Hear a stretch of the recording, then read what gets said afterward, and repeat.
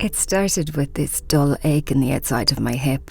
I thought it would go away, but now it's been months. I can't sleep on that side anymore, and walking uphill or climbing stairs makes it worse.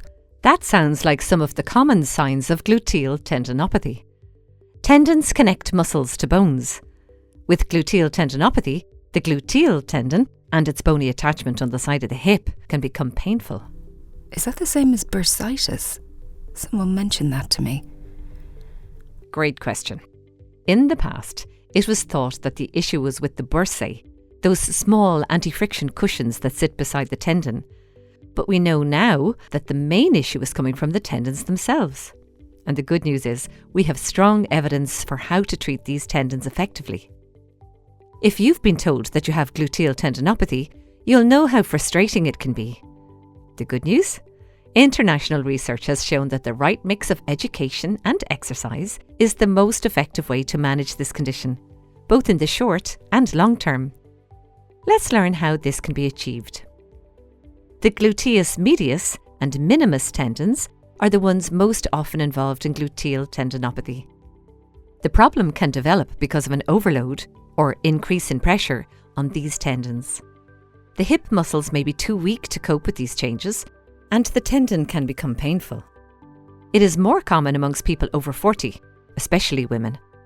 Also, after menopause, lower estrogen levels can affect these tendons, making the condition more likely. Does that mean I have arthritis in my hip? Gluteal tendinopathy involves changes in the tendons, so it's very different from hip arthritis, where the joint itself is the source of the pain. Is there inflammation in my tendons then? Research now suggests that this condition seems to occur because the tendon has lost some structure, and not because it's become inflamed. Diagnosis is usually based on your symptoms and a physical examination. Scans, like MRI or ultrasound, are rarely necessary, although they can be used if symptoms persist or to rule out other issues. You can discuss this with your physiotherapist or doctor.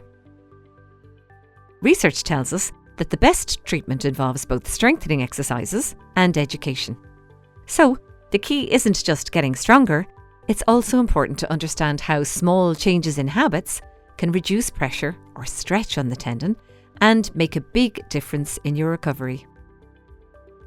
If lying on your side is painful, try lying on the other side or place a pillow between your knees and ankles.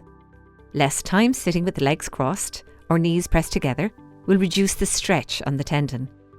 Standing evenly balanced on both legs can also reduce tendon stress. It helps to reduce or adjust activities that make your pain worse. That might mean reducing the length of their walk or run, or for some people, even shortening step length or walking more slowly. For others, it may be adjusting how they climb stairs. It's best to move in ways that feel manageable. Stopping all activities can make recovery slower. Exercises should target the movements and weaknesses that are most challenging for you. They should be progressed slowly. Work with a physiotherapist if possible. They can guide your program and keep you on track. Over time, your strength will build. Then gradually add those difficult activities back into your day at a level that you can tolerate.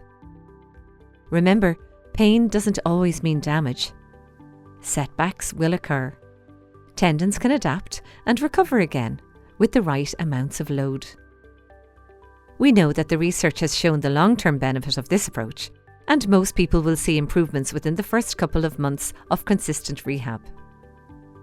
Recovery takes time and patience. Don't rush. Stick to your plan, and your tendons will continue to improve over many months. And don't forget, maintaining tendon health in this way should continue to be the long-term goal. Surgical options are rarely required. Corticosteroid injections have only shown short-term benefit. These options should only be considered for cases that do not settle with the exercise and education approach. Remember, small changes can make a big difference.